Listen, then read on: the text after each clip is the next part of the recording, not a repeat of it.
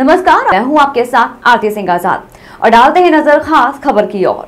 फतेहपुर में अपना दल की राष्ट्रीय अध्यक्ष अनुप्रिया पटेल द्वारा पहुंचकर सम्मेलन कार्यक्रम में कार्यकर्ताओं को संबोधित किया गया।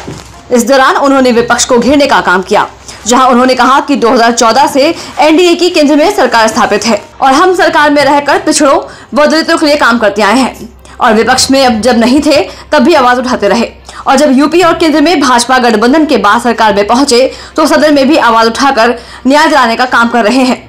अपना दल इस प्रदेश की तीसरी नंबर की बड़ी पार्टी बनकर उभरी है, जहां निचली अदालत से लेकर उच्च न्यायालय तक सभी वर्गों की भर्ती हो। इसके लिए अखिल भारतीय न्याय सेवा का गठन करने के लिए सरकार से मांग की गई है।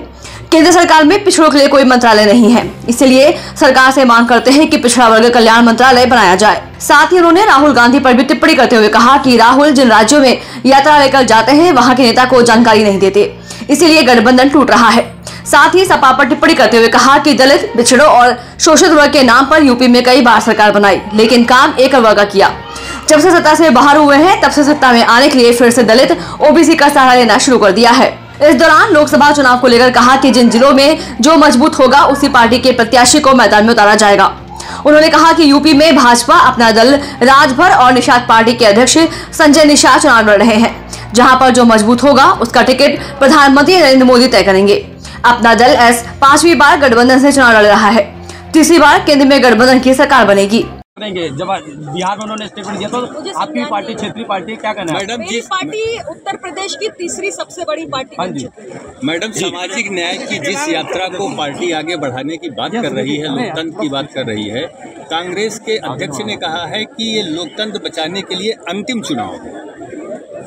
देखिए, ऐसा है कि उन्होंने क्या कहा है इस पर मैं टिप्पणी नहीं करूँगी, क्योंकि क्या है कि देश आज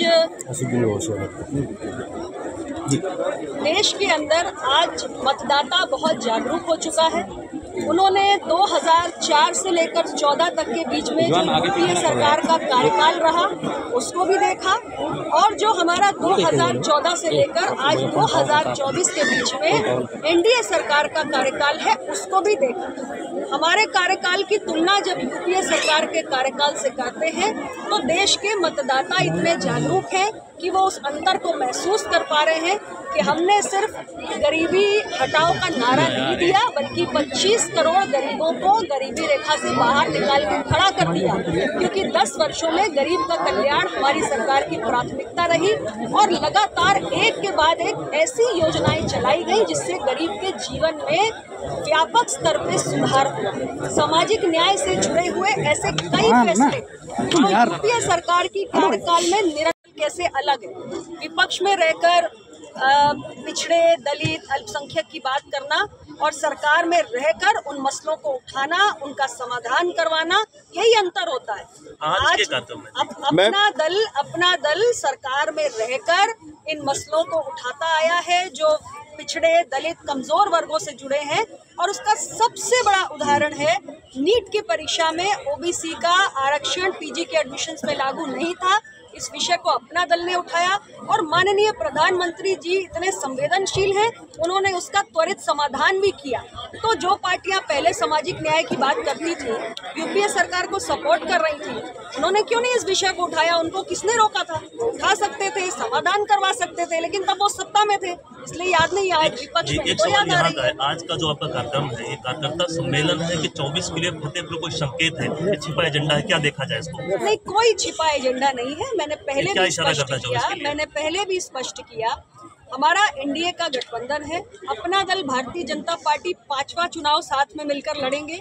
हमारे 2 नए सहयोगी भी आज एनडीए में है, निषाद जी की पार्टी है, ओम प्रकाश राजभर जी की पार्टी है।